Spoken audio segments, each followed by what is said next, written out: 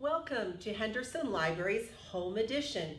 My name is Miss Rita, and I'm going to share some stories with you this afternoon. As you are meeting the Summer Reading Challenge and reading all summer long, the theme is Imagine Your Story. So I love old stories. I love to read books, but I also love to tell stories that are so old they were told before there were any books. And I'm going to share 3 stories with you today that are both old stories, and 2 of them are drawing stories and 1 is a cutting story. Because before people could write their names, they told stories, but then they started to learn how to write and to draw, and they like to draw stories. If you like to draw, you might want to create your own story. The 2 stories I'm going to share today that are drawing stories have been told for over 100 years. There's many versions of them. And I'm going to share one with you that you may have already heard, but you might have heard it a little differently, because no 2 storytellers tell a story the same way. The first story we're going to share is called The Wild Bird. There was once a husband and his wife who lived in a round house. And I'm going to stand up to tell the story so you can see it a little bit better. They lived in a round house. Looked something like this. And their house was in the country. And they had a garden outside their house, but they had to put a fence around it so the wild animals would not eat any of their vegetables. And the husband and wife who lived in this farmhouse loved to cook. And every night they had a wood stove inside their house, but they needed a chimney, because without a chimney, the smoke would have nowhere to go. So they lived in the little round house with a garden on the side and a chimney in their roof. And not far from their house, there was a lake. Now this lake was famous for fish. It was filled with hundreds of fish. And people came from far and wide to go fishing in this lake. In fact, one summer, there were 2 fishermen who came, and they each pitched a tent right near the lake. And those fishermen could not wait to come out of their tents in the morning and go down to the lake to fish. Now, one night, as they were sleeping, the first fisherman heard a very strange noise coming from the lake. He thought, what is that? He decided to go take a look. It was like a swoosh, swoosh, swoosh, swooshing sound. It was dark, but he got out of his tent and he walked up toward the lake. But when he was halfway there, because it was dark and he couldn't see where he was going, he tripped over a rock. But he got up and he walked all the way to the lake. And when he got there, what did he see? He saw flying fish, tons and tons of fish flying out of the lake. He had never seen anything so magnificent in his life. In fact, he was so excited about the flying fish, he never went back to the tent. Now his friend, who had come to go fishing with him, was a little worried when he didn't come back, so he decided to look for his friend, and he also heard the noise. So he went out of his tent, and of course it was still dark, and he didn't know where he was going. So he tripped over a stone and he went to the lake. Now both fishermen were there, and he saw many more flying fish making that whoosh, whoosh, whoosh, whoosh, whooshing sound. Now the man and the woman who had the farmhouse just north of the lake, they heard that sound too. And the husband said to his wife, whatever is making that noise? I think I'll go down to the lake and find out. Now he had lived there many years, so he didn't trip on anything when he went. And he walked straight down to the lake. And what did he see? He saw, I bet you know, what did he see? Flying fish. Fish just flying out of that lake. Well, his wife waited for him to come back.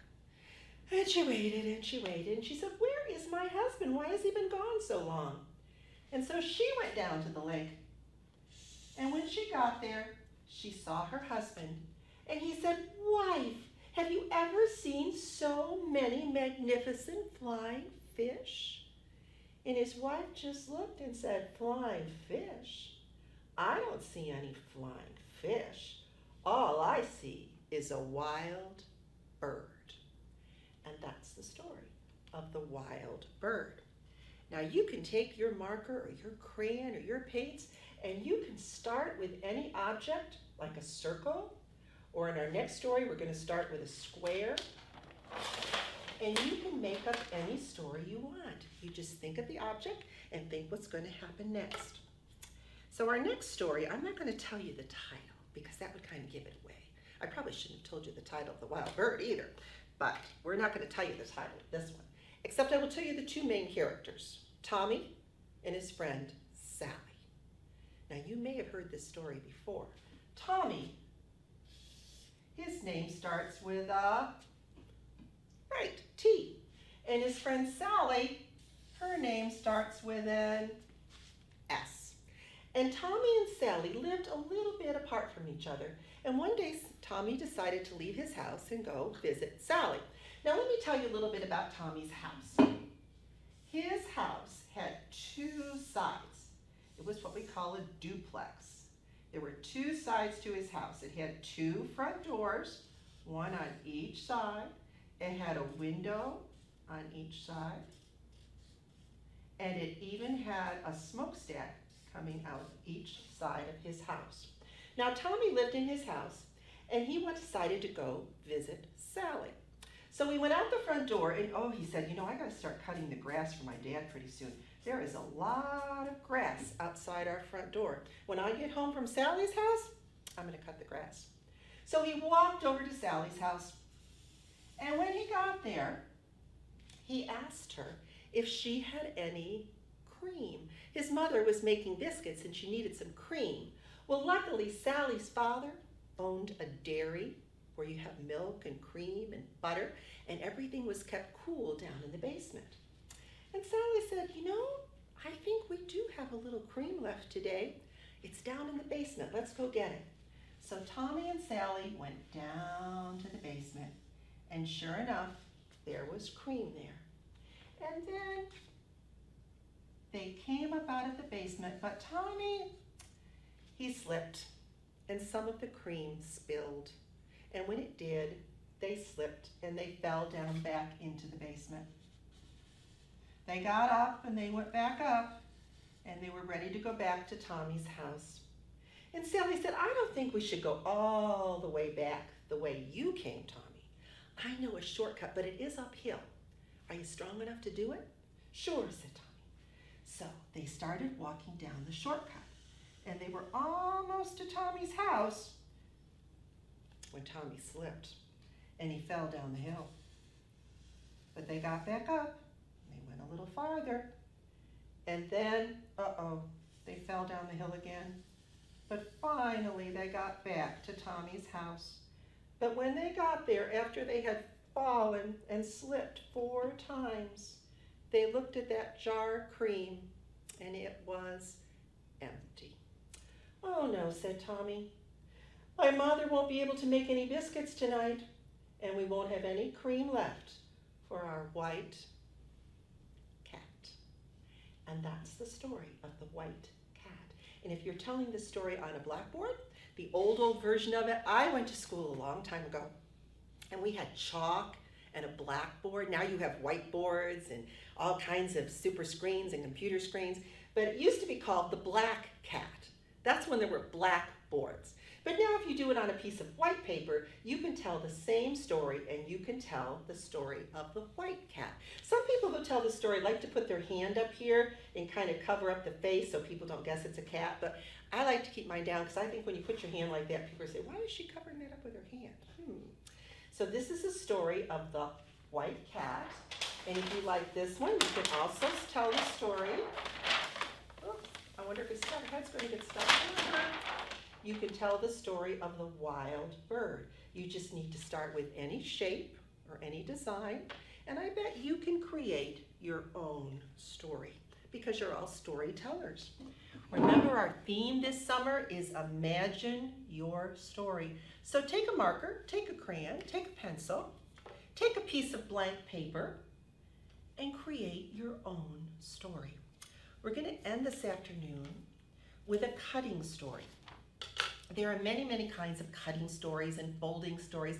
You may be watching on our YouTube channel and watching other stories. I know you are, I'm so glad. But Miss Rachel, one of our librarians, she's also an origami expert, and she's showing you how to make some origami creatures by folding paper. So there's lots of folding paper stories, but the one I'm going to share with you today is pretty simple because I can do it. And if I can do it, it's pretty simple. This story is called The King's Advisor. And since I'm not drawing anything right now, I can take my glasses off. Do you know what an advisor is? It's someone who helps you, who makes things easier. Like when you come to the library, when we're open again, we'll be your reading advisors and we'll help you find books. Your mom, your grown-ups are your advisors that help you with things. Well, there was once a king who had advisors, helpers. And this king loved to create stories. He liked to draw stories, he liked to write stories, he liked to tell stories, but he wanted to make a book to put his stories in. And he had 3 pieces of paper. And you can use any color. These are 8.5 by 11 sheets of paper. But you can use any scrap paper you have at home, and you can make it smaller. You don't have to make them. I use 8.5 by 11 because I want you to be able to see what I'm folding and cutting. But you can make the same thing with smaller pieces of paper. And this is what the king asked his advisors. He said, I need a book that has 6 pages to tell my story. I'm going to be the author, and I don't want it to be a short book. I don't want it to be 100 pages. I just want 6 pages.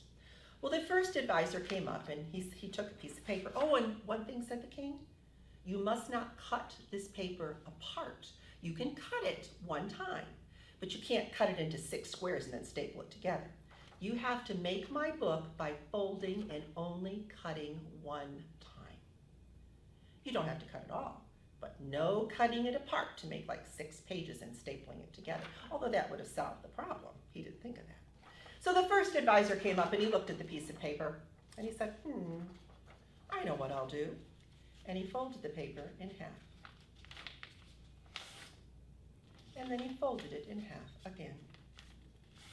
And he said, Your Majesty, there is your book. Now you can write your story. But wait, said the king, there's a cover, and there's 2 pages inside in the back, but I need a book that has at least 6 pages. Sorry, said the advisor. Well, good try, said the king. And then his second advisor came forward, and he took another piece of paper, and he did what the first advisor had done. He folded it in half, and he folded it in half again,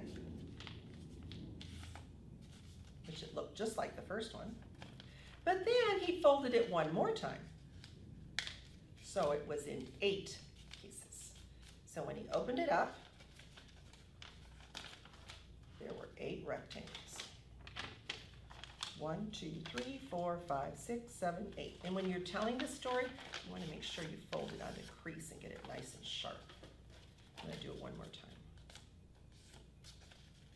All right, now, he still only has how many pages inside? 2, but he took his scissors and he opened up the page. Remember, he could cut one time. And he took it and he folded it in half, so the fold was on the top. He did a hamburger fold with the fold on the top, and he cut down just to the middle. Remember, he couldn't cut it apart. So he cut it down just to the middle like this. And he folded it, and he folded it. And then he said, Your Majesty, here's your book. You can write your story. So, oh, said the king, let's look. Here's the cover. Let's count how many pages. 1, 2, 3, 4. But how many do I need to make my book? 6. Good try, said the king. Thank you for helping, but I need more pages. Well, the third advisor came forward, and he took the third piece of paper. And he had watched the first 2, and he got a good idea from both of them, because sometimes when you don't succeed the first time, by just watching what other people do, you might get the right idea. So he took a piece of paper, and he folded it in half, and in half, just like the first advisor had done. But remember, there's only 2 pages. Then he did what the second advisor had done, and he folded it one more time. And now there are 8. And the fold is at the top, hamburger style. And he took his scissors and he cut it the same way the second advisor had done. But if he folded it like the second advisor had done, how many pages would he have inside? Whoops, I gotta do it this way. Let's count them again. He'd have the cover, 1, 2, 3, 4. But the king needed 6 pages. So this is what the third advisor had done. He took the other 2 ideas and he opened up the paper. He didn't do any more cutting, but he folded it a different way. He folded it hot dog style, like this. And when he folded it that way, and he creased it, you can probably make yours a lot more even than I can make mine. The king looked at the book. There's the cover. Let's count the pages. 1, 2, 3, 4, 5, 6. The book had 6 pages.